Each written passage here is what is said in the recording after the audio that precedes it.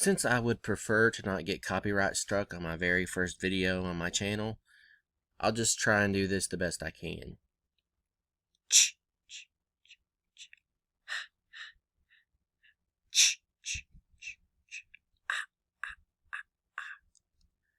Sorry, that was probably horrible, but it had to be done.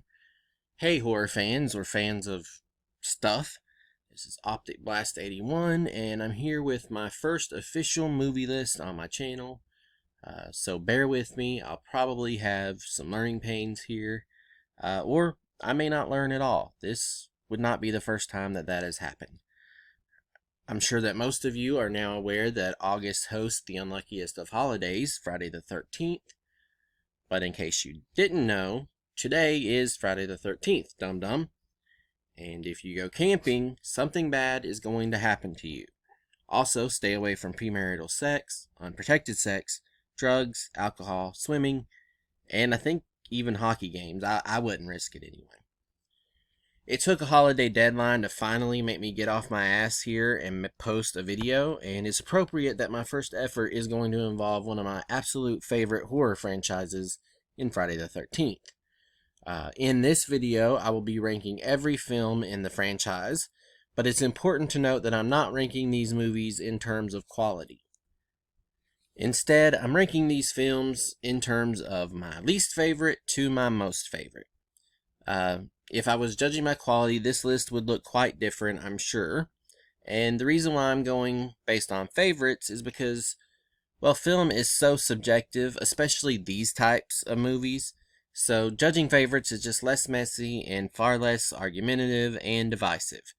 For instance, I do like the film Jason Takes Manhattan, but that shouldn't mean that I have to present a serious case as to why it isn't the drizzling shits. I can just say I enjoy it, and then make a couple of jokes about how absolutely ridiculous it is, or how absolutely ridiculous this entire franchise is, for that matter. Because if you love the franchise like I do, then you already know it's bananas. But you also know that even when it's bad, it's good for the most part. And since this is a really big franchise with a whopping 12 movies, let's just get right down to business. At number 12, we have Jason X. Now, in general, when you take a franchise to space, you're essentially just trying to see how much higher you can possibly jump over that shark. The fact that the Jaws franchise could actually somehow jump the shark even more without going to space is incredible, but that's another video for another time, perhaps. And let me just say it, Jason X is bad, and it's the most difficult for me to watch, which is why it ends up on the bottom of this list. Ebert gave this movie 0.5 stars out of 4, and used one of the movie's own lines against it, that line being, "This sucks on so many levels." The movie stretches the plot as thin as it possibly can, with Jason participating in combat simulations, lots of shady science, some nanobot technology to heal wounds, and just a lot of weird stuff. And one of the biggest complaints that I have is that the dialogue in this movie was very dated the moment it was released. The aesthetics, for that matter, were dated as well. Even though this is supposed to be set hundreds of years in the future, this movie seems like it's from the 90s. I mean, there is a female android in the movie who, despite the fact that she gives a few memorable scenes and isn't that bad, it's like she's bringing Abbott and Costello into the world of fembots from Austin Powers, with a little bit of Underworld or Resident Evil mixed in as far as her look goes. You get the point. There are a few highlights here, however. Jason cryogenically freezing a woman's head and then just smashing it to pieces is probably one of the more memorable kills in the series. And the part where Jason slams 2 sleeping bags together, each containing a virtual reality depiction of a female camper who offered Jason both sex and marijuana. When he's just slamming them together relentlessly, it's just unexpectedly hilarious. Partly because of the fact that it just quick shots into the brutality. But other than that, this is the type of movie that the skip button was made for on DVD players, and that's why it's 12 out of 12 on my list. And did I just mention DVD players? Shit, now my list is already dated too. And at 11, we have the super divisive ninth entry in the franchise, Jason Goes to Hell, The Final Friday. Now, you'll notice that this doesn't have the Friday the 13th title in it, and that's because Paramount had actually sold the franchise to New Line Cinema at that point, and New Line Cinema did not actually own the rights to the Friday the 13th title. However, New Line Cinema owning Jason did allow for Freddy Krueger to finally be introduced into the Jason Voorhees universe. And that introduction, when, spoiler alert, Freddy's glove pops up out of the dirt and pulls Jason's mask down to the depths of hell, is by far the most memorable aspect of this movie. And unfortunately, fans thought that it meant that we would be immediately getting Freddy vs. Jason, and that wouldn't turn out to be the case. Aside from Freddy, this definitely is not like any other movie in the series, which is why, again, I said it was so divisive. Most fans either hated it because it went in an entirely new direction with the Jason character that saw Jason remain off-screen for most of the movie, or they loved that at least they finally changed up a franchise that was admittedly a bit stale. There were new ideas here, at least, with Jason swapping bodies and going back and forth. And that kind of nonsense. I'm kind of in the middle somewhere, I guess. I like some elements, but I'm not a fan of others. It definitely does not feel like a Friday the 13th movie here, though, and that's why it's rated so low here. The philosophy here for a first-time director was that the last thing fans wanted to see was Jason killing teenagers. There are no teens in this movie, if I recall correctly. Which was an off-base assumption because really all fans wanted to see was Jason kill teenagers at a camp. Fans were hoping for Jason Goes to Camp instead of Jason on another boat. And while maybe Jason swaps bodies was preferable to the boat thing, it was hardly what anyone wanted. The movie establishes Jason as an evil force who can only be killed by having his heart destroyed, and that can only be done by a Voorhees descendant. Enter Diana Kimball, a waitress, and her daughter Jessica Kimball. Interestingly, the heart can also only be destroyed by a dagger, and if you'll notice, this dagger is in fact the dagger from Evil Dead and Evil Dead 2, and the Necronomicon, which of course is the Book of the Dead bound in human flesh, makes an appearance as well. This led a lot of fans to come to the conclusion that Jason actually is a Deadite, but it was never the intention of the filmmakers at all. This was simply just a shout out to those films, and they just happen to have access to the props through the original owner. One final note, and this probably matters only for me, is that this movie was written by Dean Lowry, who wrote one of my all-time favorite movies, My Boyfriend's Back, from 1993. It was a horror comedy flick, and it is nothing like this movie, and I never would have realized this connection if it wasn't for IMDb. Next up, we have the 2009 reboot, or reimagining, or whatever you want to call it, which is simply titled Friday the 13th, and this marked the first time in franchise history where I hated one of the movies. And I mean, I absolutely hated this movie the first time I watched it. I thought they never should have replaced Kane Hodder as Jason. The sex and nudity was gratuitous and unnecessary, and I thought that they got Jason Voorhees all wrong. Jason does not take prisoners, for crying out loud. He also doesn't use traps either, even though it does make sense from a logical perspective since he's been, living in the woods for 30 years. Just because it makes more sense, it just isn't Jason. And everyone who had seen the original Friday the 13th and from 1980 could see the end of this movie coming from a mile away. And so it just fell flat and was more annoying, if anything. So why isn't this last on my list? Well, when I rewatched it a few years later with a more open mind, it actually was not nearly as bad as I made it out to be. For the most part, the performances are solid, and actually, by far the most impressive performance of the movie was that of Derek Mears, who plays Jason.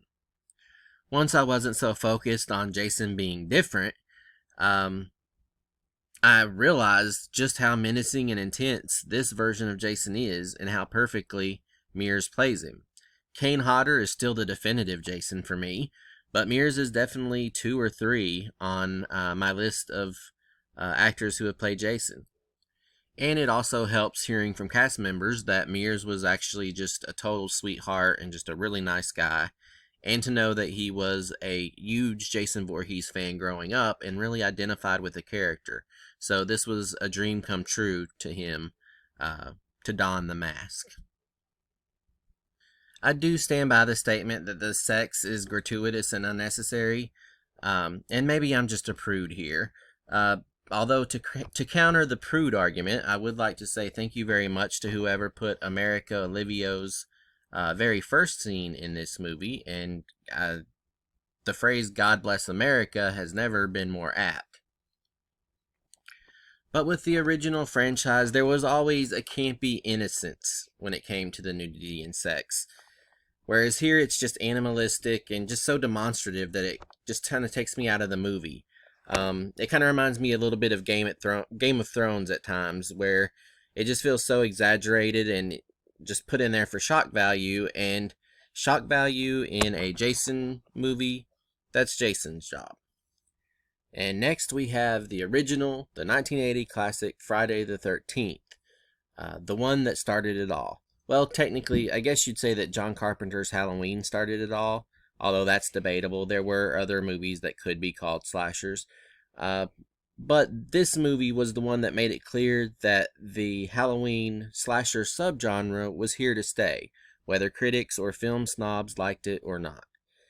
And honestly, would there have been a Halloween 2 a year later if this movie hadn't made it clear that there was a rabid and undeniable audience for this stuff? Probably. But I will say that this movie starts with campers singing the song "Michael Rowed the Boat Ashore," which to me seems like a direct challenge intended for Michael Myers. And, by the way, Jason does have the higher body count between the two. Plus, there's no direct ties whatsoever between Jason Voorhees and William Shatner, so Jason's got that going for him too. Still not a strong swimmer, though. Speaking of ties, this movie associates forever the Friday the 13th franchise with the popular game known as 6 Degrees of Kevin Bacon. Now, I say popular game, but I don't know if it was ever really that popular, and I'm sure it probably isn't popular at all anymore, is it? I would think if there's a game like that, maybe he would be replaced by someone like, I don't know, like Paul Rudd or something. Paul Rudd starred in Halloween 6, The Curse of Michael Myers, and also in the camp movie Wet Hot American Summer, where he dresses like he's in a Friday the 13th movie, so there. So I haven't really said much about the movie, so I'll just run through a few things really quickly here. Jason's mother being the, spoiler alert, killer is pretty lame if you grew up on Jason like I did. Once you have Jason in the mix, going back to the original and just having it be Betsy Palmer is just kind of lame. Also, that final fight scene is just so extra with all the slow motion and the zoom ins on faces with exaggerated facial expressions and just the audio. It's really cheesy and it borders on comedy in a bad way, in my opinion. Adrienne King is fine as the series' first final girl and slayer of Betsy Palmer. And the dream sequence here is what really made the movie, if you ask me. It was the moment that truly shocked audiences and really pulled them in and made the possibility of a franchise from this movie possible. Just a couple other quick notes. Crazy Ralph is an icon in horror as the old man who warns the teenagers, "You're doomed, you're all doomed," which became a trope that's still present in today's modern horror movies. Anytime there's a slasher flick, there's usually a guy warning of impending doom. And also, one last thing that I'd like to touch about is this movie does have my least favorite kill of the entire franchise. Not because of anything cinematically or anything, but just because of the fact that it has cruelty to animals. There is a scene here where a snake is literally murdered by a machete, and it is real, and I don't know, it should be that the human kills are the ones that make me look away here, but nope, that's the one that makes me uncomfortable. And next we have Friday the 13th Part 3, which goes heavy on the 3D gimmick, which is something that I could never really appreciate because all the versions that I saw of this growing up, the 3D never really worked correctly. However, now that I have seen a version that works, and on a TV that's actually suitable for it, I have to say the 3D in this movie is actually done really well. The con, of course, is that if you're watching with old school red and blue 3D glasses, which of course I do, it makes the colors very muted. So you kind of have to make a choice. Do you want to watch the movie in color or do you want to watch the movie in 3D? But this isn't like a few other 3D movies I've seen that where the 3D effects are just really poorly thought out and poorly executed. Jaws 3D. Where like they deem a moment in Jaws 3D seriously, they decide one moment that's important enough to use the 3D technology is a throwaway scene that has severed fish heads just floating in the water for no reason whatsoever. In this one, the 3D moments actually work and are saved for big spots like a flaming arrow flying at the audience's face, or a yo-yo coming in and out of the screen in 3D. And anytime you can work a yo-yo into a movie, especially a 3D one, I say you pretty much have to do it. Although the movie doesn't rank as high in my favorites, it does have one of my absolute favorite final girls in Chrissy, who just from a looks and mannerism perspective is like the final girl. If you took all of the girls in this franchise and you put them in a room and you asked me to pick which one was the final girl after 15 minutes of watching them, I'm pretty sure that Chrissy would be the girl that I'd pick, and I think that would be most people's selection. This is one of the most important movies in the entire series, simply because of the fact that this is the movie where the hockey mask is introduced. And of course, the hockey mask would turn Jason into one of the most easily recognizable and iconic characters in the history of horror. Unfortunately, though, this mask is introduced by way of a character named Shelly, who is incredibly annoying. I hate Shelly, and literally the only good thing to come from his existence is the hockey mask. And the weird thing is, I think I was actually supposed to be rooting for Shelly. I think they intended for him to be the most sympathetic figure in this movie. And no, I'm sorry. I would have been perfectly fine if Shelly would have been burned alive by those bikers early in the movie at the grocery store, while all the girls stood around him and laughed. Next up is the often criticized Friday the 13th Part 8, Jason Takes Manhattan. And the reason it's often criticized is because, well, it's not very good, and the story is nonsensical even for this franchise's standards. It's honestly higher on this list than it probably should be, and that's mainly just because of nostalgia and the fact that I was more impressed with this one as a child, that's right, a child, than I am as an adult.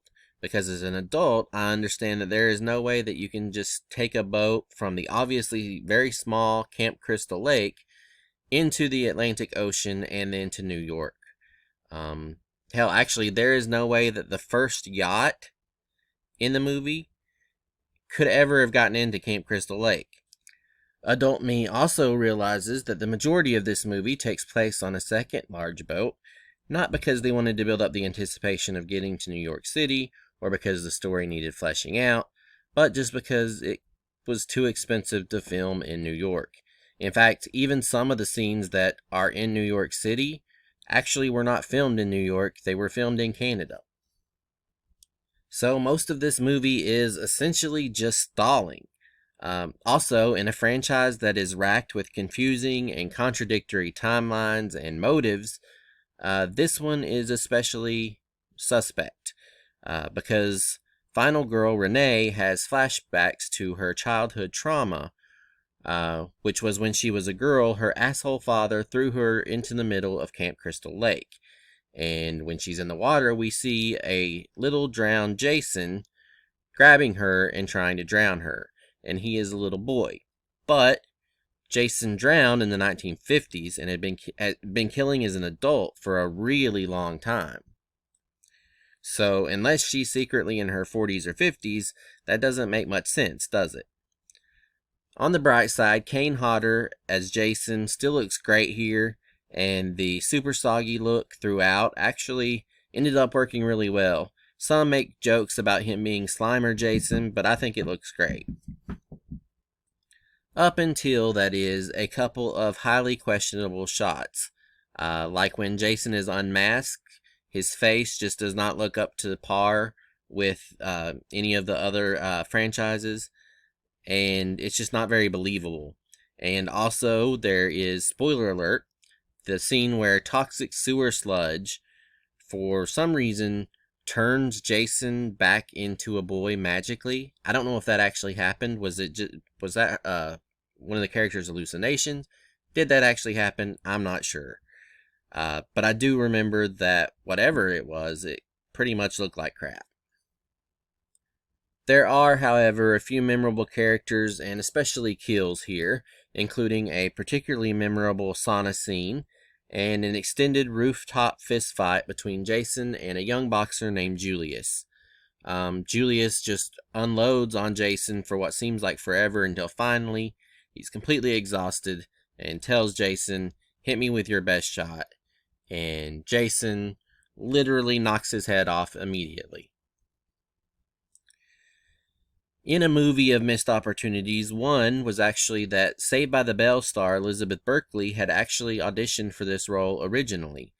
And no disrespect to the actress who ended up playing Renee, Elizabeth Berkley would have made this movie a lot more memorable, especially if the script would have had a line that said, "I'm so excited," or "I'm so scared."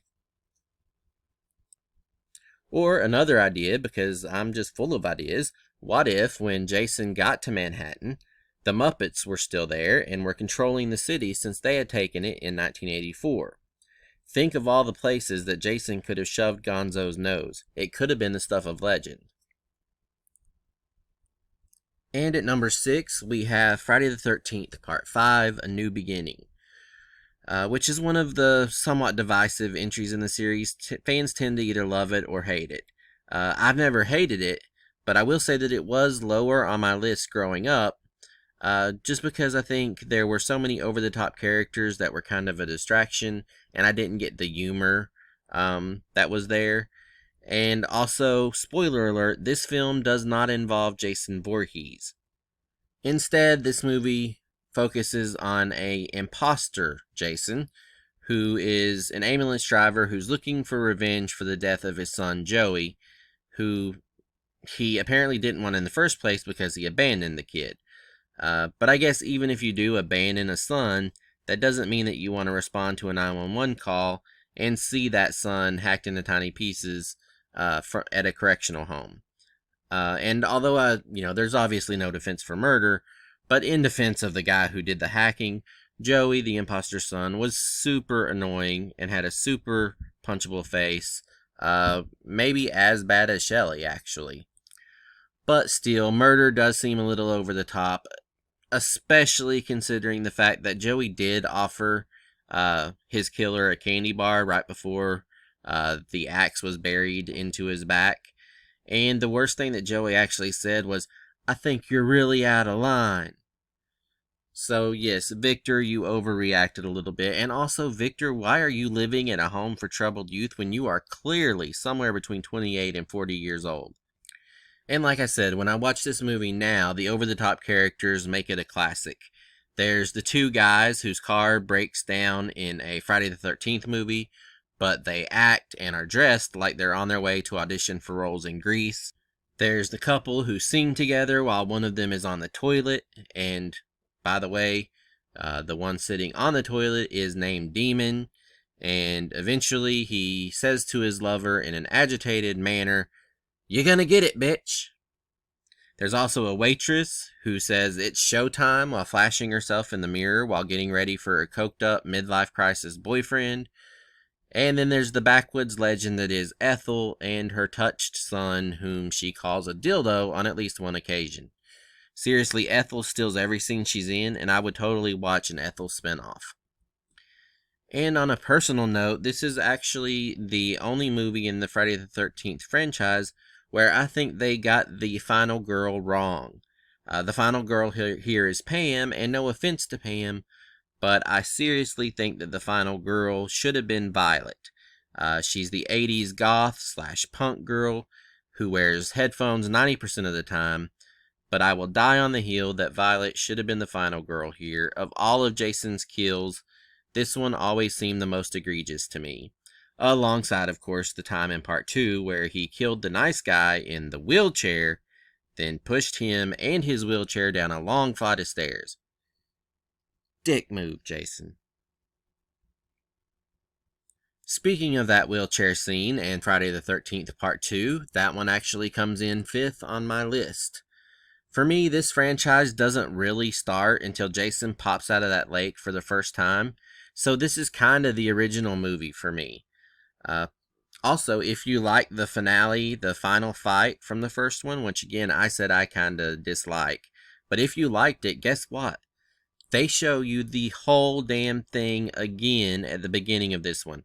Not clips, not a recap, the entire scene. It takes up close to the first 10 or even 15 minutes of the movie's runtime, depending on which version you're watching. Luckily, once the lame-o mother is taken care of again, adult Jason is introduced. One odd or fun note here, though, is that the very first moment that Jason appears on camera, he is actually a woman. Those are men's shoes, but that is the female costume designer who is wearing them. These are the type of facts that I know.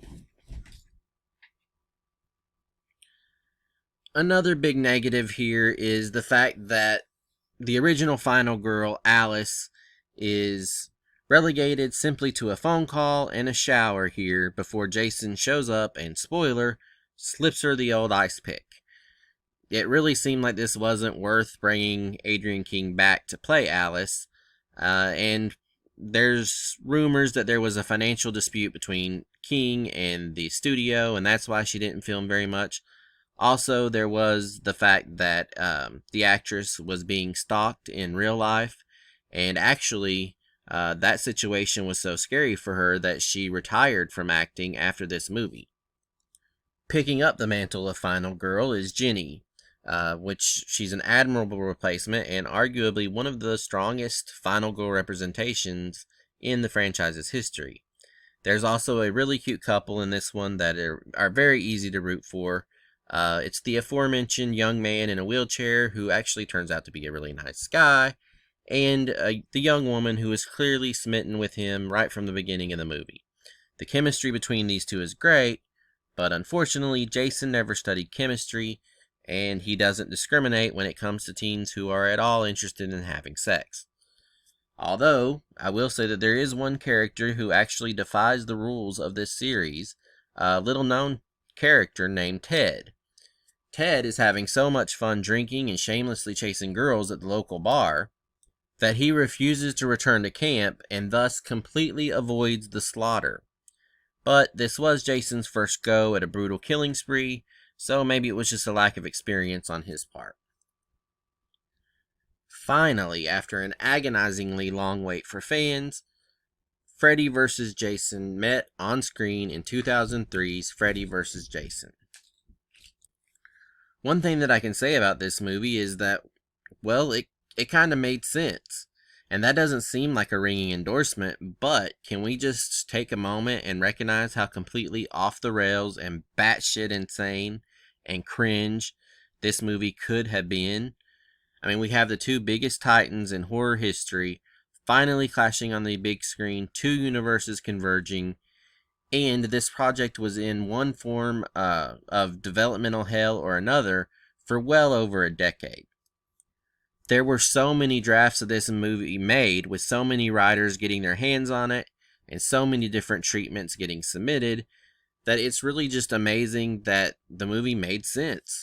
It actually managed to stay relatively grounded, which is partly due to the fact that the cast did a good job here.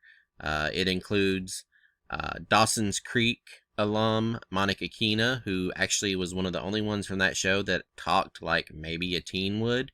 There was also John Ritter's son, Jason Ritter, Ginger Snap's Catherine Isabel, and Kelly Rowland, who I literally just realized was a member of the girl band Destiny's Child. Holy hell. But also, let's face it, viewers weren't there to learn or heavily invest in any new characters. This was about Freddy and Jason, and the biggest prize fight in horror history. And much to director Ronnie Yu's credit, the showdowns in this flick did not disappoint.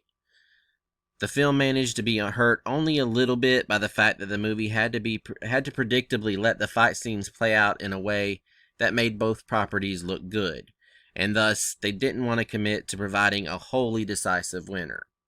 If this were a WWE matchup, this would be known as 50-50 booking, where neither one really comes out looking that much stronger than the other. But hey, at least this didn't end up with Jason rolling up Freddy for a 3 count. And yes, also, in case you were wondering, it turns out that you can and are intended to root for one maniacal serial killer over another, with Jason obviously being the more sympathetic character here. Which makes sense because Jason's origin story is at least tragic, whereas Freddy was pre-Dream Demon, a child murderer who may have also been a pedophile, so yeah, go Jason. And at number 3, we have Friday the 13th, Part 4, the final chapter. And yes, this of course was not the final chapter, and let's face it, literally no one who took part in this actually thought it would be. Jason was still far too bankable, and the films were just too quick and too cheap to make for the studio to really consider pulling the plug on the franchise yet. But it did provide a suitable end to the franchise, and in the eyes of many, this is the best film in the series, and I might actually agree it's close for me in terms of quality.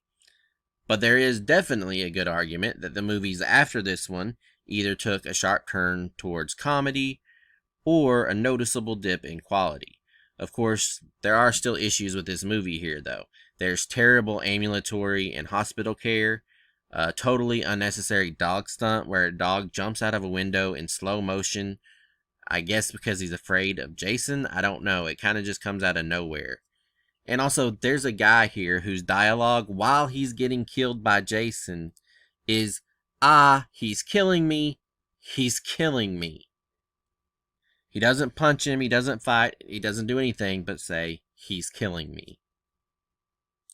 There's also an odd decision here by Corey Feldman's character, Tommy Jarvis, who sees a newspaper clipping that has a picture of young Jason Voorhees in it, and this causes Tommy Jarvis to, for some reason, get the idea to go into the bathroom and shave his head while Jason is chasing his sister.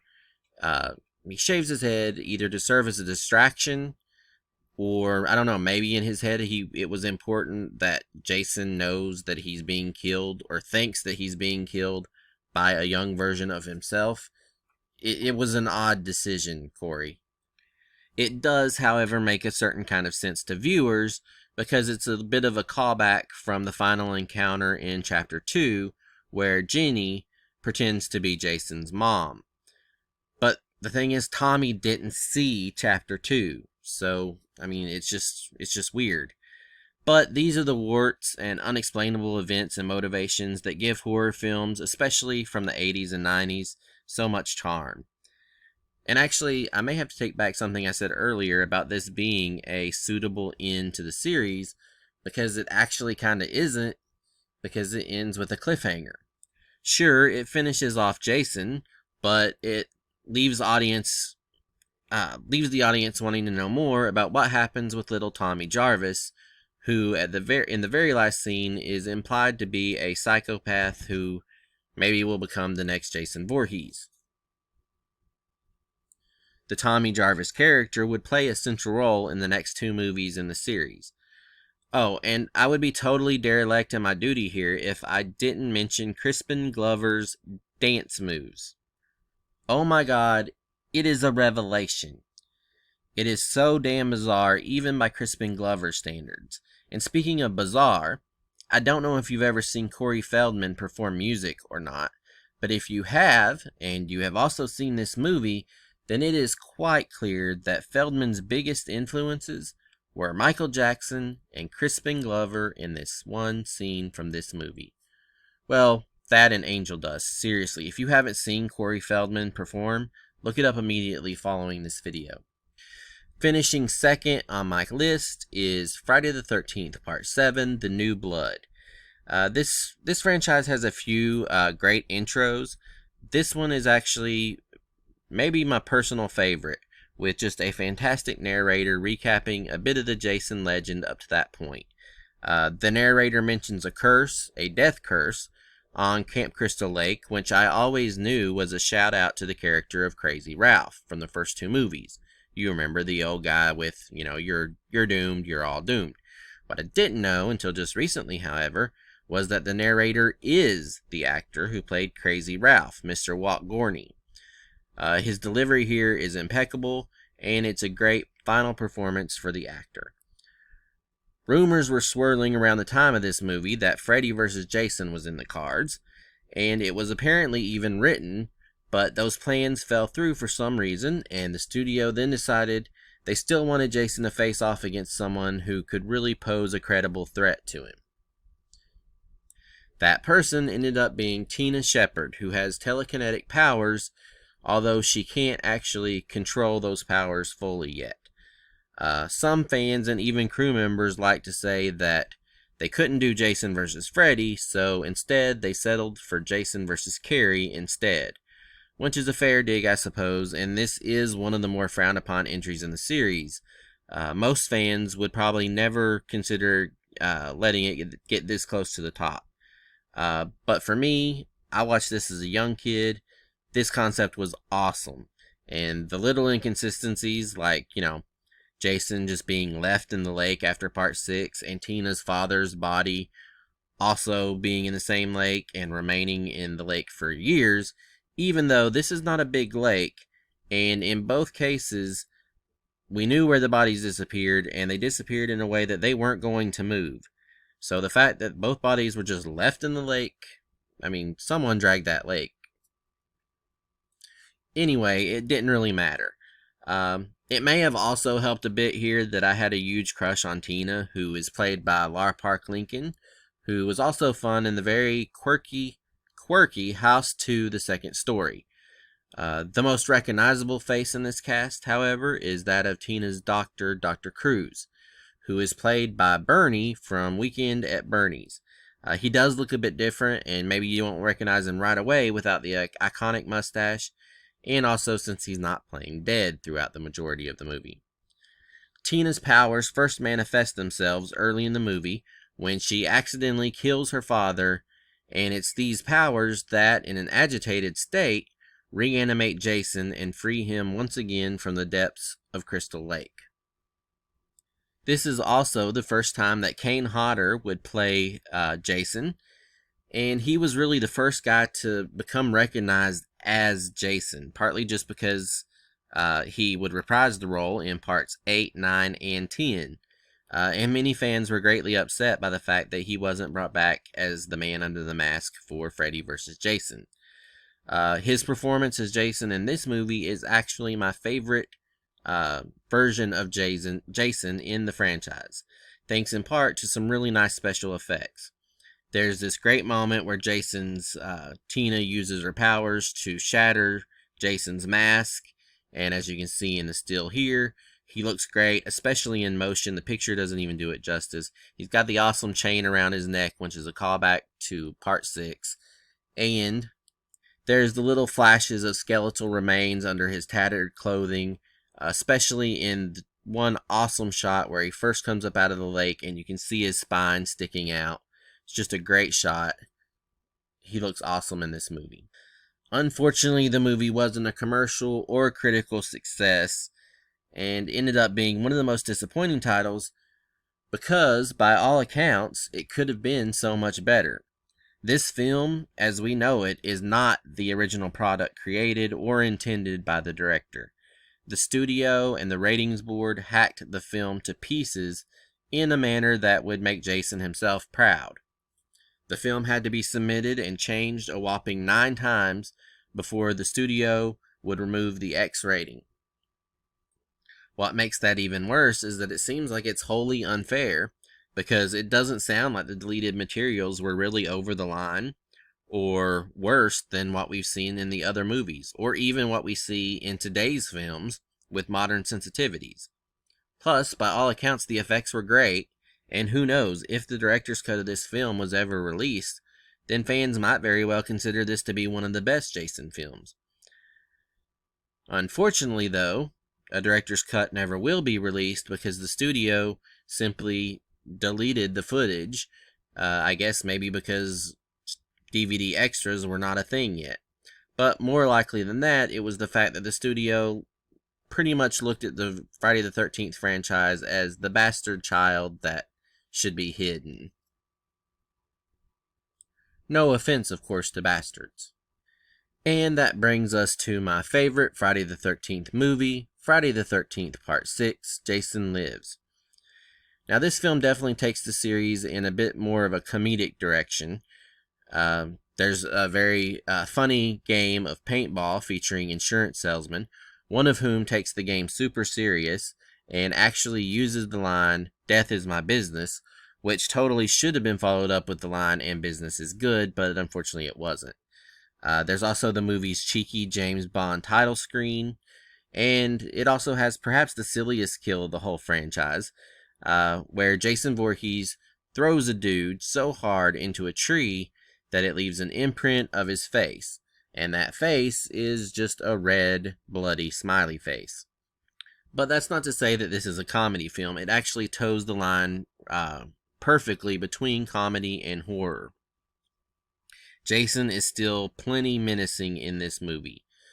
The movie also continues and wraps up the Tommy Jarvis sub-story, a story that is definitely uneven at best, highlighted by the fact that he is played by 3 very different looking actors across 3 films. Jason Lives pretty much ignores the ending of Part 5, A New Beginning, where we see Tommy become Jason. Tommy here is played by Thom Mathews, and you may recognize him from both Return of the Living Dead Part 1 and Return of the Living Dead Part 2. This version of Tommy is significantly less mentally damaged than he was in Part 5, A New Beginning, although he does talk about the institution and hallucinations. But at least he's not mostly mute. He is, however, still hell-bent on ending Jason Voorhees by digging up his body and making sure that the nightmare is over once and for all. Of course, this is a Friday the 13th movie, so that plan doesn't go well at all. Long story short, Jason's body is struck by lightning, which reanimates him. He comes back to life, kills Horseshack from Welcome Back Kotter, and proceeds to go on another Camp Crystal Lake, which is now renamed Forest Green, killing spree. So yes, Jason is now officially a zombie, at least a zombie of some type, and honestly, Zombie Jason is easily my favorite version of Jason. He's more menacing. There are some shots where he's walking around where he literally seems like the shark in Jaws, just a perfect, relentless killing machine with one purpose. And also, making him a zombie kind of finally fully embraces the supernatural elements that are always present in the earlier movies, but are mostly downplayed or at least never explained, such as his superhuman strength and speed, or the ability to freaking teleport. I'm not sure. He's either extremely fast or he's Nightcrawler. And don't say, well, Jason's real superpower is obviously lazy writing, because we're trying to enjoy ourselves, Karen. Also, I have to shout out Megan as one of the most unique final girls in the series. Remember, the final girl doesn't have to be the sole survivor. Even though Jason is the central character here, Megan is very much the final girl. She's very enjoyable and sassy, and she's actually probably my second favorite final girl from the series. She also bucks the reserved or buttoned up stereotype that audiences were pretty much used to seeing at the time. I think most fans consider either this one or Part 4 to be the best of the series, or maybe the original. But Jason Lives is also notable, not only in quality, but because of the fact that it had a huge influence on the genre, including on one young Kevin Williamson when he was growing up. If you don't know who Kevin Williamson is, he would go on to write Wes Craven's generation and genre-defining hit Scream. I kind of wonder if it wasn't the scene in this movie where a local drunk gravedigger stops, looks directly into the camera, and says, "Some folks have a strange idea of entertainment." When it breaks the fourth wall there, I just wonder if that was the spot where the seed was planted for Scream in the back of Williamson's brain. Also, this is the first and only scene in the entire franchise that has no female nudity whatsoever. And obviously, this proved that Jason doesn't need nudity because, obviously, I liked it enough to rank it number 1 in the franchise. And one more personal note is, like I said, I watched these movies way younger than I probably should have. And as a young kid watching who would occasionally have nightmares about Jason Voorhees and all that, one of the things I remember most about this movie is that it was the one that made it canon that Jason doesn't go after kids. And that was pretty comforting for this, dork. And even though a lot of people would say that I shouldn't have been watching those movies at such a young age, I honestly can't imagine my childhood without horror, especially Freddy Krueger and Jason Voorhees. And despite the concerns, all that violence and gore, I turned out to be an empath who can barely kill bugs. And in regards to violence, the only time I've ever even thrown a punch at someone happened to be in kindergarten. And by the way, my kindergarten teacher told me that kid totally deserved it. You hear that, Joseph? You want a little more, huh? Bring it, you red-headed sumbitch. And that'll do it for my ranking of the Friday the 13th franchise. If you made it all the way through to the end of this video, you deserve some kind of medal or something, but I just will tell you that I appreciate it. If you liked the video, leave a thumbs up. If you have your own list of how you would rank these franchises, please leave that in the comment section below. Make sure you're subbed to my channel, and I will be introducing some more content in the very near future. We'll most likely start a list of top movies from each year since the year that I've been born. Hopefully you enjoyed this video, and I'll see you soon. Thanks.